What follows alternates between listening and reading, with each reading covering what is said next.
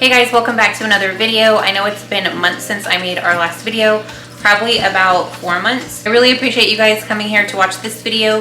If you guys have been around for a very long time and you guys are returning subscribers, thank you so much for coming back. Also, if you are a new viewer here, I hope that you will consider subscribing if you enjoy our content. We do a lot of DIY tutorials and then also just a lot of DIY experiments. If you are new here, we did start this channel out as like a shopping channel. Then we got a Cricut, we started doing some vinyl projects, and then not long after that, right before, we did go ahead and invest in an Epson 15,000 and we got into sublimation, which was a great idea. It is still one of my favorite things to do, but I also did want to get into Eco Solvent.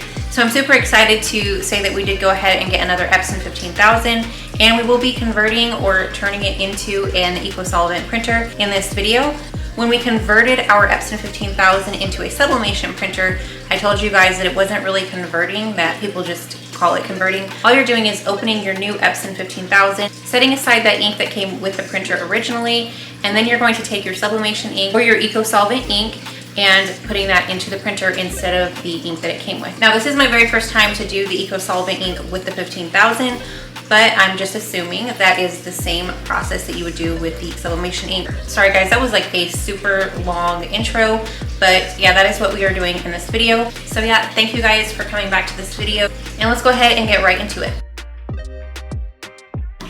And guys, we did get this printer from Staples. It was $5.99. You can also get it in our Amazon storefront. I do have it linked in our Amazon store. So if you guys are looking into getting into sublimation or into Eco Solvent, just even for regular printing. So right now I only have 2, but I want to go ahead and invest in 1 more. So now I'm going to go ahead and pick this printer up out of this box. I did want to get the Eco Rush ink from Etsy. I've heard a lot of people recommend it, but unfortunately they are completely sold out.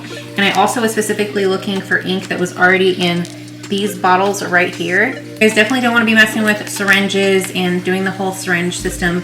And that goes for sublimation and for Eco Solvent. There's no use in doing all of that when you have these special tops. You can buy the bottles with these tops. So you take this cap off, it fills the printer up, just like the ink bottles that come with this printer. So guys, I will show you guys that in a minute. I went ahead and went with this one right here, but I'm pretty sure that I went ahead and got this one off of Etsy as well. HTVmax.com. Pretty sure this came off of Etsy. I will let you guys know. So hopefully this works well, as I'm gonna go ahead and stick it in the printer. I also did have good reviews, so I'm just too anxious to wait months on ink. So we're gonna try this ink. I put my printer down here on the floor so I could take it out of the box. And I just wanted to go ahead and show you guys the similarity in these bottles. So here's the bottles that the Epson comes with. And you can see that it has those certain tops that fit perfectly into the printer. And thankfully they put their ink in the same exact bottles. And yet no syringes needed, no mess, hopefully. And let's go ahead and get this printer set up.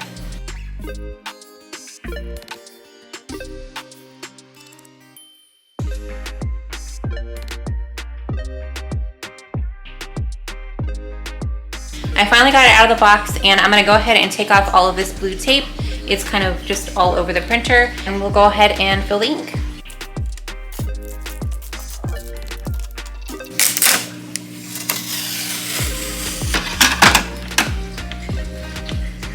I don't know if you guys saw when I opened up the printer, it automatically locked with this little lever thing right here. And continue to take all the tape out.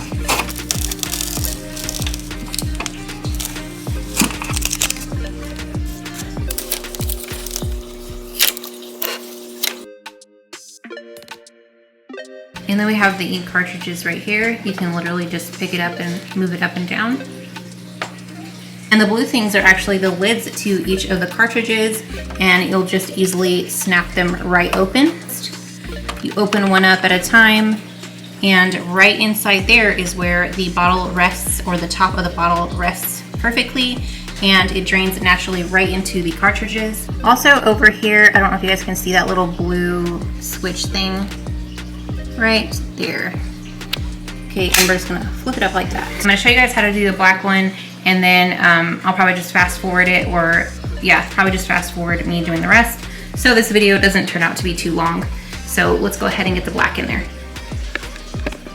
First, we want to tighten the bottle really well, and then we're just going to want to take just the cap off, not the bottom part, just the cap. off. I had to turn the camera off while I did it because I was just struggling. My hand is red. What you need to do is tighten this lid as tight as you can go. So let me do it with the blue one. You tighten it as hard as you can, and you just want to take the cap off. It should just turn nicely and come off. But as you can see, both came off together, the lid and this base. And then obviously you have this right here that you need to take off, this foil piece. But what I'm trying to say is don't take off that foil piece yet. You don't want to do that yet. You want to make sure that you can get these two separated before you take off of that. Just focus on getting the lid and the top separated, like away from each other, before you take off that foil piece. You see how that base is separating? This is the base, separated from the lid. And I'm probably just being repetitive, but in case you're struggling and you can't find a video that shows you how to do it because my camera battery died. And I made sure that the lid is very tight on there. Like I said, I already punctured that foil piece that was on the top of the bottle, and then screwed the lid back on and took the cap off so the ink can actually come out of the bottle. And let me switch hands. Okay. And hopefully I got that on there tight. This was on very tight. Flip it right over onto that little nozzle thing.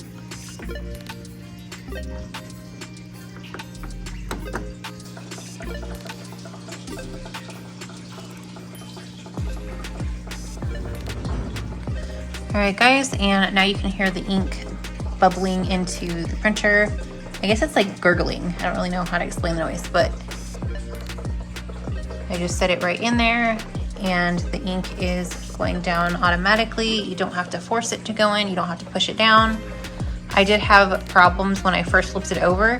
It sounded like there was no ink coming out. It wasn't making any noise and this was not filling up.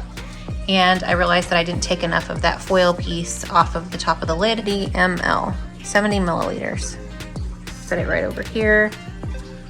Put the lid back on just because. Guys, really struggling this morning. All right, so let me grab the cyan. And you guys do want to make sure you have lots of paper towels when you go to take off that foil piece. Snap this lid down. All right, guys, I wanted to show you quickly how I punctured the foil with my Cricut tool and then just kind of went around the edges and smashed it down a little bit. Like I said, make sure you have gloves and also lots of paper towels handy. You don't want to get this on you because it will stain. You can see my Cricut tool is stained. So don't do this anywhere that you don't want to get anything damaged.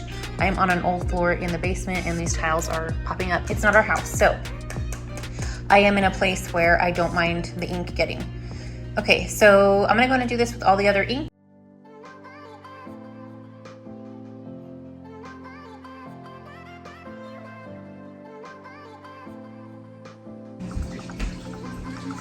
On our last one, the yellow.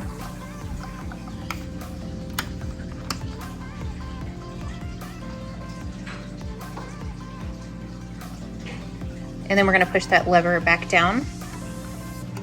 Just closing it. Well, obviously it doesn't have to close that hard. I'm only using one hand. Let's plug it in and get it turned on and show you guys how I set it up.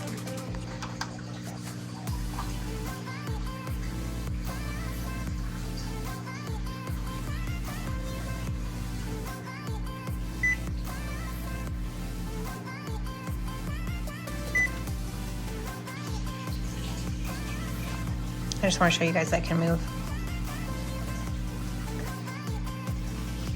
Processing. See the start here bundled with printer or on a website to complete initialization. And now you guys want to hold this question mark down for 5 seconds, so just count to 5. When filling the ink, make sure not to squeeze the ink bottles. Ink may splash. Also, make sure to match the color of the ink bottle and ink tank, and we already filled it, so we're gonna go ahead and click proceed. And confirm that the tank is filled with ink. Done. Do not turn off the power until this is complete. This takes about 10 minutes. All right, guys, and it says complete. On to print quality adjustments. So go ahead and click to adjustments. Go ahead and put some paper in here, just regular copy paper. Open it up and I did want to tell you guys too that the Epson 15,000 prints a up to 13 by 19, which the paper goes down that feed right there for 13 by 19. This tray right here is normally just for a smaller print, the 11 or 8.5 by 11 print. But since right now we're just doing this adjustment, we're gonna put this copy paper down in the bottom for the main tray. We're gonna go ahead and click adjust recommend. I got ink on my hand. Perform a print head nozzle check to check print quality. Load letter A4 size paper to nozzle check pattern. Print. And it just says printing. I've showed you guys this before when doing your printer for sublimation. It's gonna be the same thing, same process with this ink right here, or just setting up this printer. So we can see right here, we don't have any of those breaks in the lines. We're gonna click the circle because obviously it matches that pattern right there with no breaks. Align print position to fix misalignment and banding. So if you did have some really bad stuff going on with the print right here, you would go ahead and do this setting right here, the align print position to fix misalignment. But we don't have that, but we're gonna go ahead and click adjust recommend. The print head alignment, perform 4 types of alignment in order, load 4 sheets of letter size paper.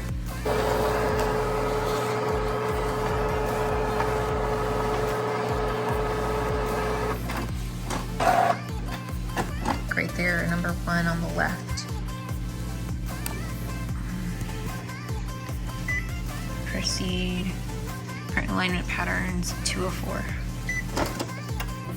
Okay, and now we're gonna do print alignment 304. All right, and this one is select the pattern that shows no gap or dark line like we did earlier. And we have, that says number 1. So row number 1, and then right after I'll do row number 2. 6 still has a little bit of an overlap, so I'm gonna go with number 7. You can see number 7 doesn't have a little line between the 2 rectangles. Normally I just load my paper in either the rear feed or the main feed, and the printer automatically picks up where the paper was. It senses it and prints it out, so I've never had to select the actual paper size.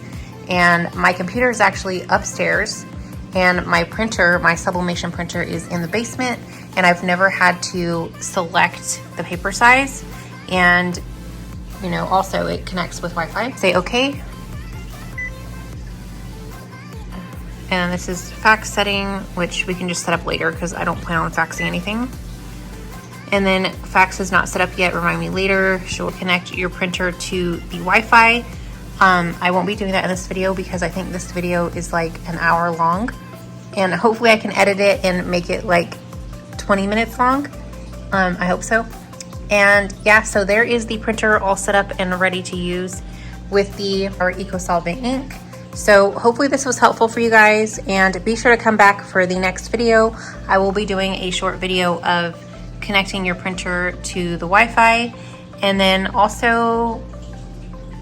maybe also even in that video, I'll go ahead and do our first print with the Eco Solvent ink. I do have a new Silhouette Cameo Pro 4. So I'm super excited to try that out with the Eco Solvent. I have already used the Silhouette to make stickers, and I will be making a video on how to cut with the Silhouette once I have it down perfectly. So far I've made stickers and they turned out so cute. I've been using the Cricut for a couple of years now, and I am so ready for Silhouette just because of the larger cuts that you can do. Anyway, thank you guys so much for watching once again, and that is it for this video. I hope you guys did enjoy. If you did, be sure to give me a big thumbs up, and I will see you guys in the next one.